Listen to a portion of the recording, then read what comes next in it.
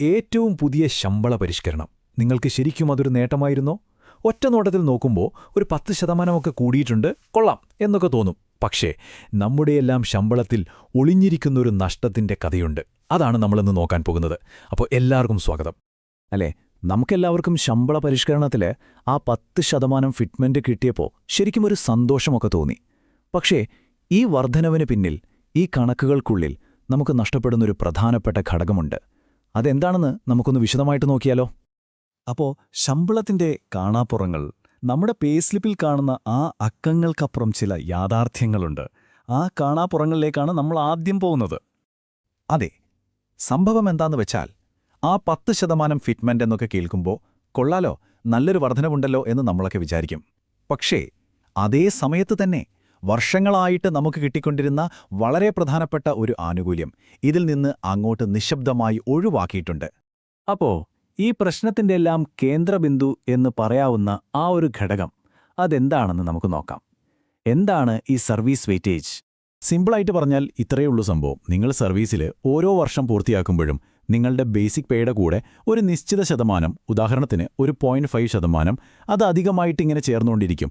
ശരിക്കും പറഞ്ഞാൽ നിങ്ങളുടെ ആ ഒരു പ്രവൃത്തി പരിചയത്തിനും നിങ്ങൾ ഇത്രയും കാലം സർവീസിൽ നിന്നതിനും സർക്കാർ തരുന്നൊരു അംഗീകാരമാണ്, ഒരു റിവാർഡാണ് ഈ സർവീസ് വെയിറ്റേജ്. പക്ഷെ എന്താ സംഭവിച്ചത്? ഏറ്റവും പുതിയ, അതായത് 11ാമത്തെ ശമ്പള പരിഷ്കരണം വന്നപ്പോൾ ഈ സർവീസ് വെയിറ്റേജ് എന്ന് പറയുന്ന ആനുകൂല്യം അങ്ങ് എടുത്തു മാറ്റി, കംപ്ലീറ്റ് ആയിട്ട് ഒഴിവാക്കി. അതിനു പകരം നിങ്ങളുടെ സർവീസ് എത്ര വർഷമുണ്ട് എന്നൊന്നും നോക്കിയില്ല, എല്ലാവർക്കും ഒരേപോലെ 10% ഫിറ്റ്മെന്റ് കൊടുത്തു. ശരി, അപ്പം ഇത് കാരണം നമുക്ക് ശരിക്കും എത്ര രൂപയുടെ നഷ്ടം വരുന്നുണ്ട്? വെറുതെ പറയുകയല്ല, നമുക്കൊരു വ്യക്തമായ ഉദാഹരണം വെച്ച് ഈ കണക്കൊന്ന് നോക്കാം. അപ്പോൾ ക്ലിയർ ആവും. ഓക്കെ, അപ്പോൾ നമുക്ക് 2 സാഹചര്യങ്ങൾ ഒന്ന് താരതമ്യം ചെയ്ത് നോക്കാം. ഒന്ന്, സർവീസ് വെയിറ്റേജ് ഇല്ലാത്ത ഇപ്പോഴത്തെ അവസ്ഥ. 2, സർവീസ് വെയിറ്റേജ് ഉണ്ടായിരുന്നെങ്കിൽ എങ്ങനെയായിരിക്കുമെന്നുള്ളത്. ഇത് രണ്ടും കാണുമ്പോഴേക്കും നിങ്ങൾക്ക് സംഭവം പിടികിട്ടും. ദാ ഈ ടേബിളിലേക്കൊന്ന് നോക്കിക്കേ. നമുക്കൊരു ഉദാഹരണം എടുക്കാം. 20 വർഷം സർവീസുണ്ട്, ബേസിക് പേ 50,200 രൂപ. ഇപ്പോഴത്തെ അവസ്ഥയിൽ, അതായത് വെയിറ്റേജ് ഇല്ലാതെ, അദ്ദേഹത്തിന് കിട്ടിയത് 10% ഫിറ്റ്മെന്റ് മാത്രം, അതായത് 5,020 രൂപ. പക്ഷേ പഴയ രീതിയിൽ വെയിറ്റേജ് ഉണ്ടായിരുന്നെങ്കിലോ? ഓരോ വർഷത്തിനും 0.5% വെച്ച് 20 വർഷത്തേക്ക് 10% വെയിറ്റേജ് കൂടി കിട്ടുമായിരുന്നു. അത് മറ്റൊരു 5,020 രൂപയാണ്. അപ്പോൾ നോക്കൂ, ആകെ വർധനവ് 10,040 രൂപ ആകേണ്ടതായിരുന്നു. അതായത് കിട്ടിയതിന്റെ നേരെ ഇരട്ടി. അതെ, ഇതാണ് നമ്മൾ ശ്രദ്ധിക്കേണ്ട പോയിന്റ്. സർവീസ് വെയിറ്റേജ് ഇല്ലാതാക്കിയതുകൊണ്ട് മാത്രം ആ ജീവനക്കാരന് എല്ലാ മാസവും, ഒന്നോർക്കണം, എല്ലാ മാസവും അടിസ്ഥാന ശമ്പളത്തിൽ നഷ്ടപ്പെടുന്നത് 5,020 രൂപയാണ്. ഇത് ഒറ്റത്തോണത്തെ കാര്യമല്ല, എല്ലാ മാസവും ആവർത്തിക്കുന്ന ഒരു വലിയ നഷ്ടമാണ്. പക്ഷേ കഥ ഇവിടെ തീരുന്നില്ല കേട്ടോ. ഈ ബേസിക് പേയിലുള്ള മാസാമാസമുള്ള നഷ്ടം അതൊരു തുടക്കം മാത്രമാണ്. ഇതിന് നമ്മൾ ആരും പ്രതീക്ഷിക്കാത്ത വലിയ തുടർചലനങ്ങളുണ്ട്. ഇതിനെ നമുക്കൊരു റിപ്പിൾ ഇഫക്റ്റ് എന്ന് വിളിക്കാം. വെള്ളത്തിൽ കല്ലിട്ടാൽ ഓളങ്ങളിങ്ങനെ പടർന്നു പോകുന്നത് പോലെ. അടിസ്ഥാന ശമ്പളം കുറയുന്നതോടെ അത് നിങ്ങളുടെ മറ്റെല്ലാ അലവൻസുകളെയും ബാധിക്കും. അവസാനം അത് നിങ്ങളുടെ റിട്ടയർമെന്റ് ജീവിതത്തെ വരെ കാര്യമായി ബാധിക്കുന്ന വലിയ നഷ്ടങ്ങളിലേക്ക് കൊണ്ടുചെന്നെത്തിക്കും. ഒന്ന് നോക്കിക്കേ, ആ ബേസിക് പേയിലെ ചെറിയൊരു കുറവ് എവിടേക്കാണ് ചെന്ന് തട്ടുന്നതെന്ന്. അതിന്റെ മുകളിൽ കണക്കാക്കുന്ന ഡിയർനെസ് അലവൻസ്, അതായത് DA, കുറയും. ചിലപ്പോൾ ഹൗസ് റെന്റ് അലവൻസ്, HRA കുറയാം. പക്ഷേ ഏറ്റവും വലിയ അടിവരുന്നത് എവിടെയാണെന്നറിയാമോ? റിട്ടയർമെന്റ് സമയത്താണ്. പെൻഷൻ, ഗ്രാറ്റുവിറ്റി, കമ്മ്യൂട്ടേഷൻ, ഇതിലെല്ലാം വലിയ കുറവ് വരും. നമ്മൾ ദീർഘകാലത്തേക്ക് നോക്കുമ്പോൾ ഇത് ലക്ഷങ്ങളുടെ നഷ്ടമാണ്, ചെറിയ കാര്യമല്ല. അപ്പോൾ ഇതൊരു പണത്തിന്റെ മാത്രം പ്രശ്നമല്ല. അതിനപ്പുറം നിങ്ങളുടെ വർഷങ്ങളുടെ സേവനത്തെ, നിങ്ങളുടെ എക്സ്പീരിയൻസിനെ എങ്ങനെയാണ് വിലയിരുത്തുന്നത് എന്നൊരു ചോദ്യം കൂടി ഇവിടെയുണ്ട്. ദാ ഈ ചാർട്ടിലേക്കൊന്ന് നോക്കൂ.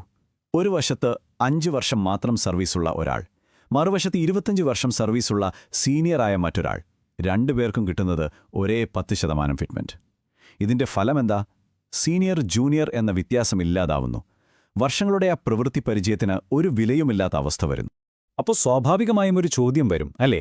ഒരു 20 വർഷം അധികമായി ജോലി ചെയ്ത ഒരാളുടെ ആ അനുഭവ സമ്പത്തിന് ഈ പുതിയ ശമ്പളഘടന എന്ത് വിലയാണ് കൽപ്പിക്കുന്നത്? ഈ വിഷയത്തിന്റെ ആ ഒരു വികാരം മുഴുവൻ ഈ ഒറ്റ വാചകത്തിലുണ്ട്. സർവീസ് വെയിറ്റേജ് ഔദാര്യമല്ല, അത് ഞങ്ങളുടെ വിയർപ്പിന്റെ വിലയാണ്. അതായത് ഇതാരും തരുന്ന ഔദാര്യമല്ല, വർഷങ്ങളോളം അധ്വാനിച്ചതിന് അർഹതപ്പെട്ട ഒരവകാശമാണെന്നാണ് പറയുന്നത്. ശരി, അപ്പോൾ ഈ ഒരു സാഹചര്യത്തിൽ എന്താണ് ഒരു പരിഹാരം? എന്താണ് ജീവനക്കാർ മുന്നോട്ട് വയ്ക്കുന്ന ആവശ്യം? നമുക്ക് നോക്കാം. ആവശ്യം വളരെ ലളിതമാണ്, വളരെ വ്യക്തവുമാണ്. ഇനി വരാൻ പോകുന്ന 12ാമത്തെ ശമ്പള പരിഷ്കരണത്തിലെങ്കിലും ഈ സർവീസ് വെയിറ്റേജ് എന്ന് പറയുന്ന ന്യായമായ ഒരു അവകാശം പുനഃസ്ഥാപിച്ചു തരണം. ഇത് മാത്രമാണ് ആവശ്യം. അപ്പോൾ പോകുന്നതിനു മുൻപ് ഈയൊരു ചോദ്യം ഞാൻ നിങ്ങൾക്കായി വിടുകയാണ്.